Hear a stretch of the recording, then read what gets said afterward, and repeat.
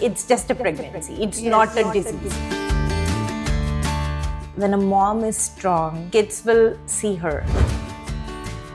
They don't know the fine line between being sad and being depressed. 2-year-old having a cell phone. Kids these days, they forgot to play like face to face. I have noticed the kids, they got so used with the video games that scared me.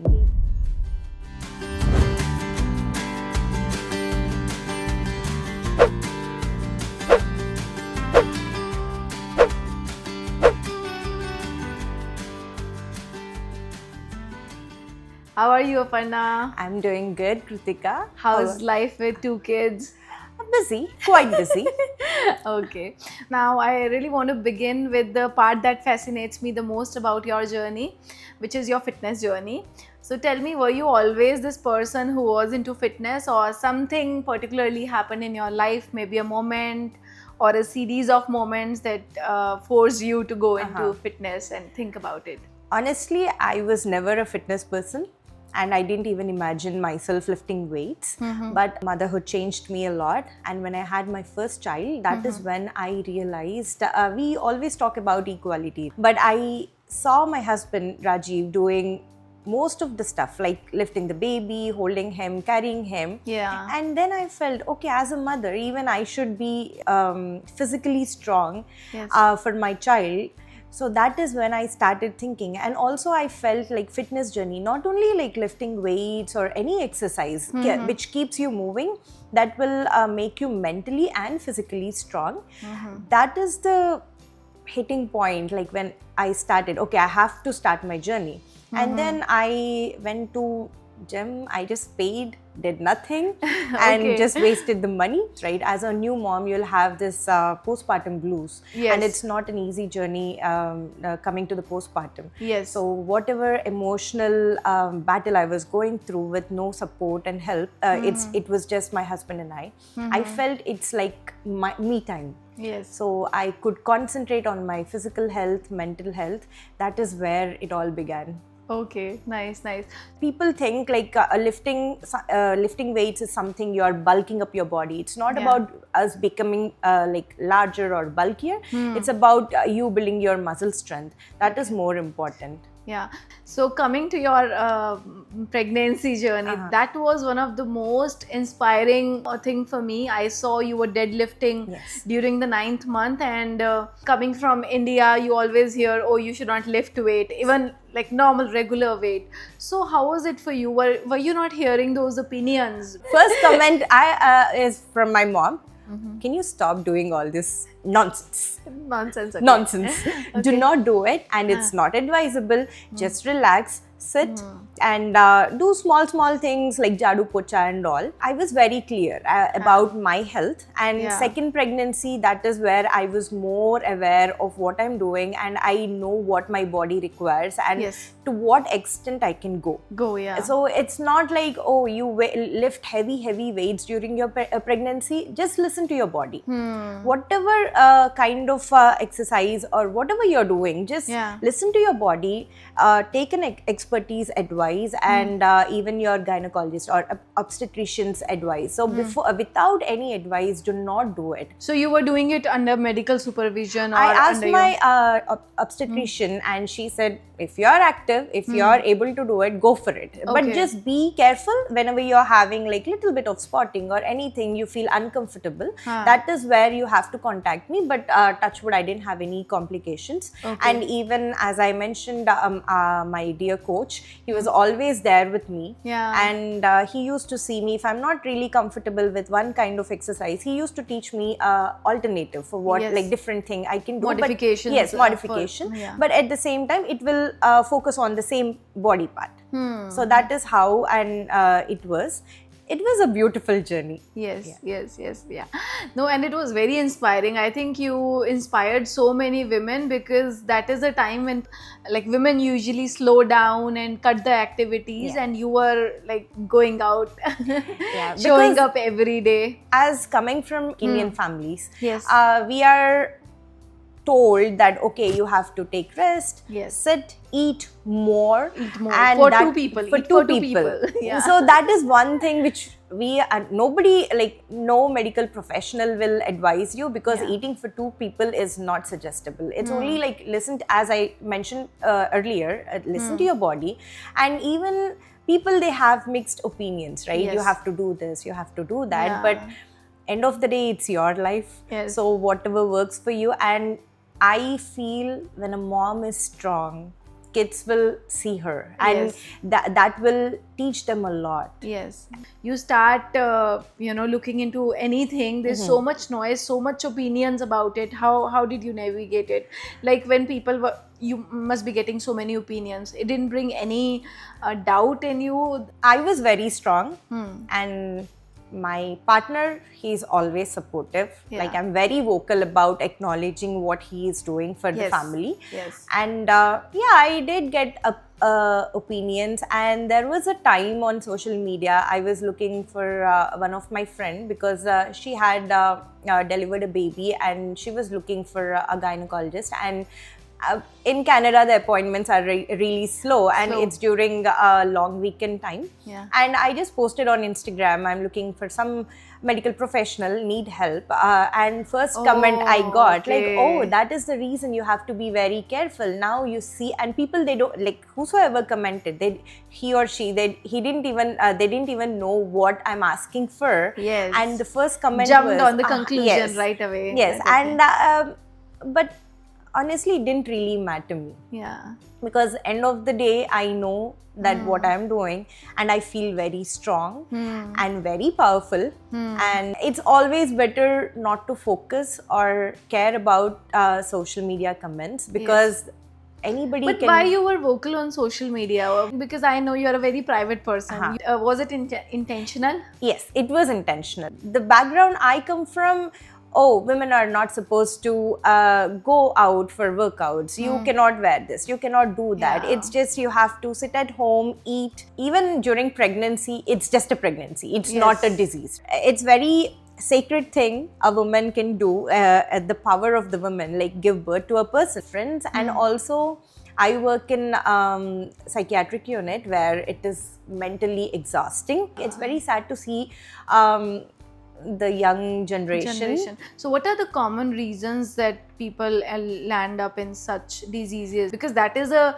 age or time in your life you should be just bursting with joy, right? I feel the childhood part is missing. Yeah. And we got this opportunity to play outdoors and be with like bigger families, a bigger group of friends, and families and teachers are like mentors and all. Yeah. But unfortunately, now we are living in Canada, US. I feel first thing, the weather is not supportive here in Canada, and we cannot send our kids outdoors. Yeah. And also, we as parents, we got very busy with our jobs, and I do not complain, because living in a foreign land is not easy, right? Yeah. So we have to do our own things, like managing home, work, and it's very challenging. Sorry, I'm just taking the conversation in a different direction, but I'm really curious about these kids who are, admitted to hospital due to these things. Do they get back to normal life? What are the odds of that? Yes, they will definitely get back to the normal life, but it's very sad. Nowadays, the kids, they don't know the fine line between being sad and being depressed. Yes, it's very interesting. In my first podcast, I did it with a psychologist, and he said something very beautiful. हमारे time में mood खराब होता था, अब सीधा depression होता है. सीधा depression. Absolutely. And also, and I think if you're talking about it, you are inviting it in your life. But I also feel nowadays the kids are labeled a lot. Like they are given names. For example, in our, like during our school days, if the kid is active, we just call, oh, he's an active bachcha. Yeah. Like he is active. But शरारती है थोड़ा सा. So, but now it's like he's hyperactive. ADHD. He or she, ADHD, or if they don't reach the milestones on time, autism, like different diagnoses, and they are expecting the kids to behave like an adult, which is not quite common, and they feel it is common. I hear that a lot when I teach yoga to kids. Earlier I used to get very disturbed or scared that okay, maybe will I be able to teach this kid, but you know, they come and they are just as fantastic as the other kids, and I tell them, your kid is absolutely normal. First of all, stop giving him this or her this label. ADHD this or that. That's how normal kids would be, right? And I'm one of the parents who came to you and absolutely you said the same thing to because me. for me, I feel if the kid is too quiet, that is not normal. If they are talking, that is very normal. So coming to the same thing you mentioned about the screen time, and I think you started your beautiful initiative Hike and Shine. So what was that one moment that clicked, okay, this is it, I have to do something about it? So my child, he is very active kid. Yes. And he is very lively and very cheerful, and I heard many things about him. He's hyperactive and all. In the earlier days I was little disturbed, but later as a mother I strongly felt he's normal. He's normal. That's a normal childhood, because that is how I was raised, my brother was raised. I have also seen few of my friends' kids, like they are so much involved into the gadgets, like in the gadgets, and the screen time was so high, there is no limit for the screen time. So even when the kid is eating, the kids, when they are concentrating on the screen, they don't know what they are eating, and they don't know how much quantity is they are consuming. Yes. I have noticed the kids, they got so used with the video games. Even when they sit idle, they are like doing this. That scared me. Also in the parties, I know Instagram is something which is very trending with all the reels. The kids are left alone, and only way to keep them calm so we can have fun is give them gadgets. A phone, right? And I feel so sorry that kids these days, they forgot to play like face to face. I've been to a marriage last month, and my son was the only one who was just roaming here and there and causing this little drama, because all the kids, they have their own gadgets, like 2-year-old having a cell phone, and that is making them lose the ability to think, focus, and also what is happening in your surroundings. You're losing awareness, basically. If you just remove the gadget in front of them, they get so angry, and you can see aggression in the little one, right? And it's very hard to control their tantrums and the meltdowns, just because we are not able to handle the meltdowns, or we are so much occupied with our busy lives. We are just giving them a gadget into their hand, which is not at all healthier. Like, it's not healthy, because vision, they are continuously glued to your screens. It's not, even as adults, when we keep scrolling, your eyes hurt after some time, and the anxiety levels, you cannot sleep properly. So I started doing some research. What these reels or video games do, they give you a quick dopamine rush.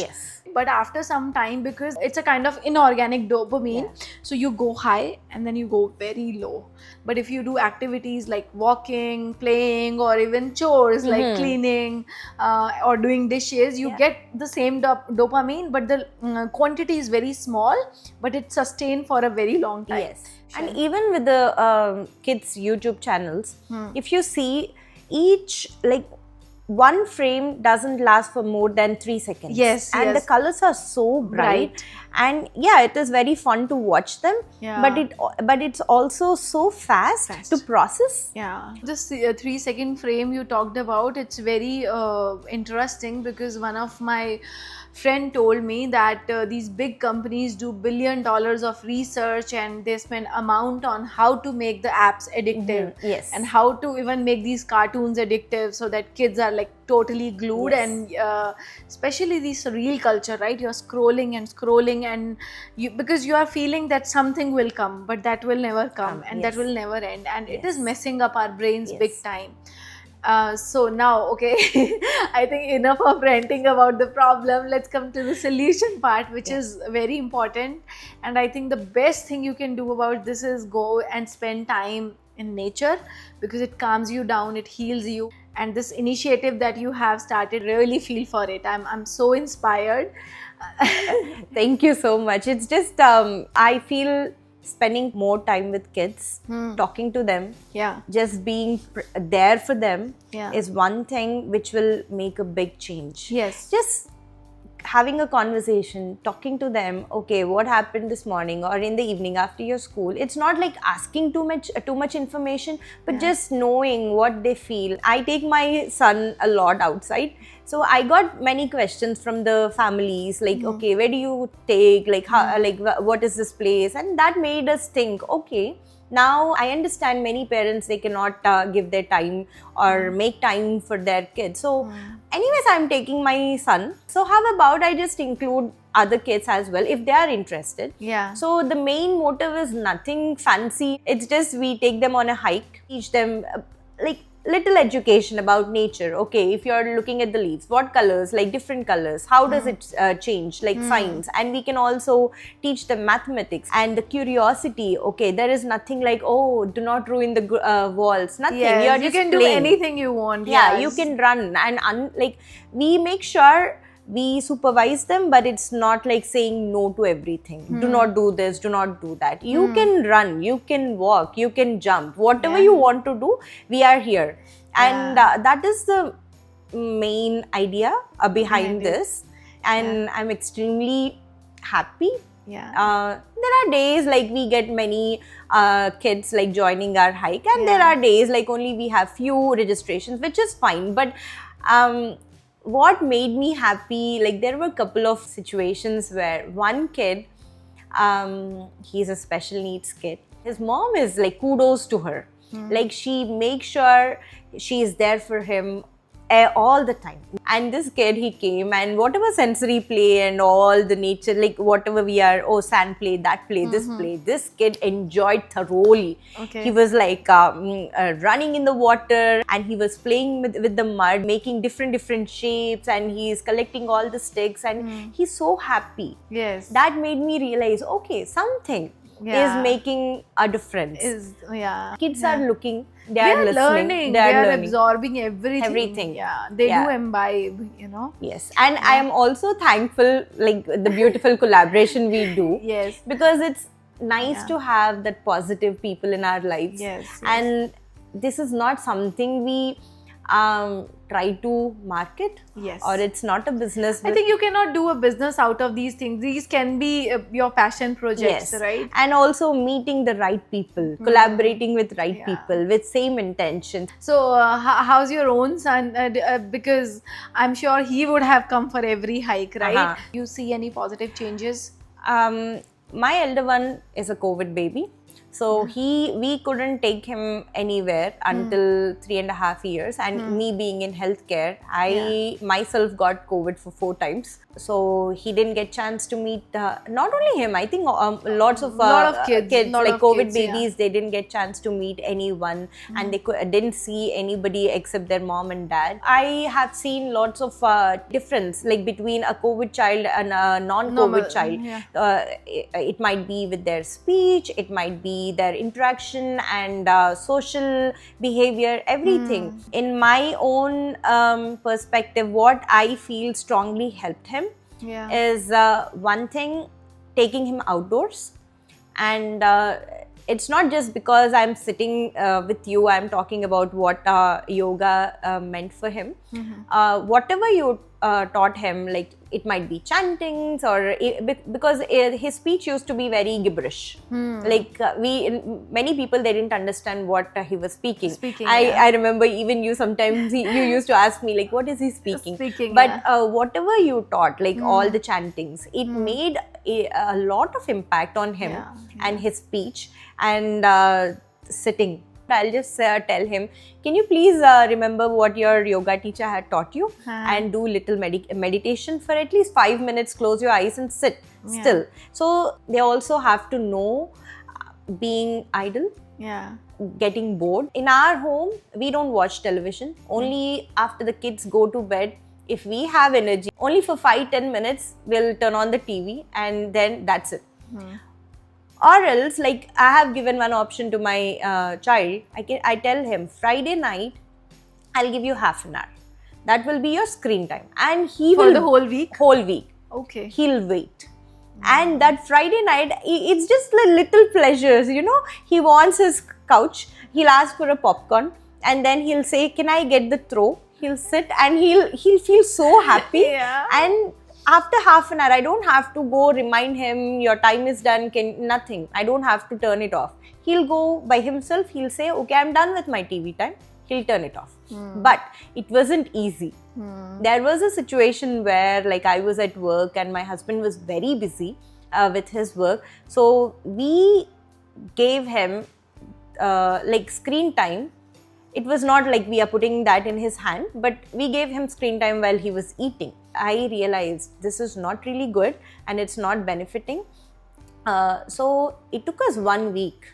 We had this like tantrums as if the world is ending, lots of crying, lots of falling down. But then I realized he's not understanding what he's eating. Yes. He don't know if it is salty or sweet or nothing, what vegetable he's eating. Yes. So I thought it's not a right thing. So we stopped and he knows all the vegetables. Even Karela, he eats it with so much passion. I just want to add one more point about eating habits. You know, because of the gadgets, because of whatever, they are not understanding how much they are eating. Sometimes they are eating excessive overeating, or sometimes they are not eating properly. That is leading to eat unhealthy food, like binge eating. Okay, get something from the pantry, or like too much of eating like chips or whatever. Again, that is correlated to overweight or underweight. I have seen kids who went underweight because they are not at all putting the food in their mouth. It's just opening their mouth and watching the television. So they lost their weight. And few kids, they were overeating. And they don't even know the difference, like, oh, they are bored, or they are just eating like that. And again, that is impacting their health. And if you see the kids, like 9 years hitting the puberty. And they are overweight, and again body shaming, bullying. So everything is interlinked. Yes, that's absolutely right. So thank you so much, Aparna, for coming. I think we had a very beautiful, very organic discussion, and I'm sure many parents will get a lot of value out of it.